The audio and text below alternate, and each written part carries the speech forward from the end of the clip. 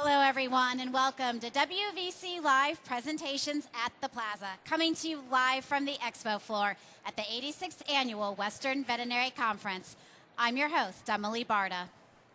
Dogs are often referred to as man's best friend, and never is this more evident than during a search and rescue. Let's take a look. You know, Eric, we're really pleased that we had the opportunity to have you up on stage here at WVC Live, and we've got so many more questions we want to know about disaster working dogs and Wyatt and Ben in particular. First of all, how did you get them? Where did they come from? Funny story with Ben. Ben came from the National Disaster Search Dog Foundation. He was donated because he's a field trial hunting dog. And as you all saw Ben, he's a little vocal.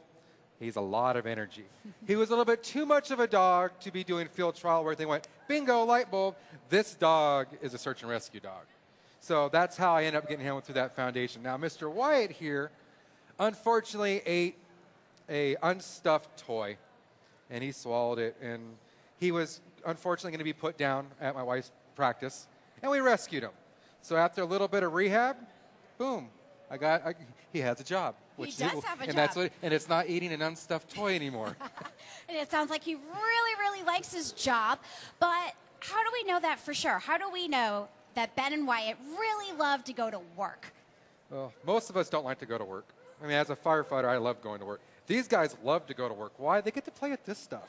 They get to go find people. They get to go find their source. They get to go run around and be a dog and be off leash. And it's like a Roman candle. When I say, Wyatt, I ain't going to say it. You want to go to work, he's just like, I got to go. And out they go. So I know, because they come back happy, tail wagging, like, this is the best thing in the world.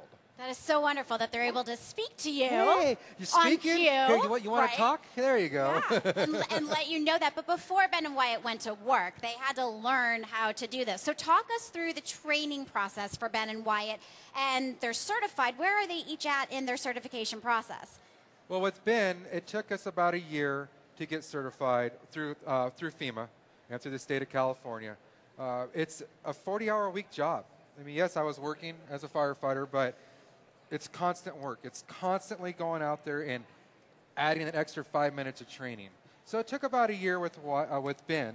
Now, Wyatt, we started his training in January 2013, and we FEMA certified in September of 2013. We were one of the first 13 human remains detection dogs certified in the United States.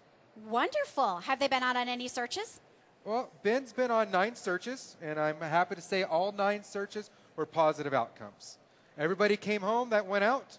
The person that was missing came home in one piece. Now, we weren't the canine team to find him, but we were part of the team in the operation that went out there. Now, Wyatt's been on 1 search, and where they sent us to go work, they just wanted to confirm that there wasn't somebody there. So it's a positive outcome, because where we went, there was no need, and we got to come home. So I'm very happy to say that for both these guys. All right, so you got to come home, but they're not always out on searches. Sometimes they're at home as well. So how do you keep them fit and ready to go for when they are called to duty? Well, we have, as you see, this ladder and plank behind me. My backyard is Disneyland for dogs. I have teeter-totters, low crawls, the ladder and plank. I have 24-foot extension ladders that actually, don't tell anybody, go up on my roof, and Ben climbs up there, goes up the roof, and climbs down the other side. Wasn't done on purpose. He sort of did it on his own, but it works. But we also have we're not dancing. This ain't Dancing with the Stars.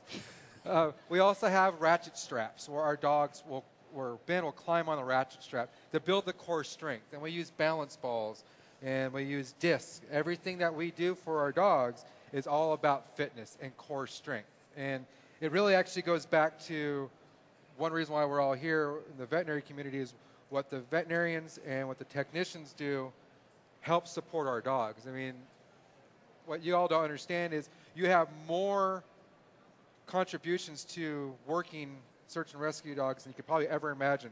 Because without the support and without understanding, hey, this Eric guy keeps calling me up with my dog's walking funny, but he's a working dog, and I know what that means. It's what you all bring to us is hopefully 10 years of service with this dog that's not paying attention to me. Good boy, Well, Wyatt. Wyatt and Ben and Eric, we so appreciate all the service that you provide all of us. Ladies and gentlemen, this is Eric Darling, who is a USAR canine search specialist. Wyatt and Ben started the show. If you would like more information about disaster working dogs, be sure to visit FEMA.gov/urban-search-rescue. All right, coming up next, we're going to talk about hunting the elusive microchip registration with Steve Wilcox, who is the Director of National Account Managers at Data Mars and PetLink. You're watching WVC Live presentations at the Plaza. Stay tuned. We'll be right back.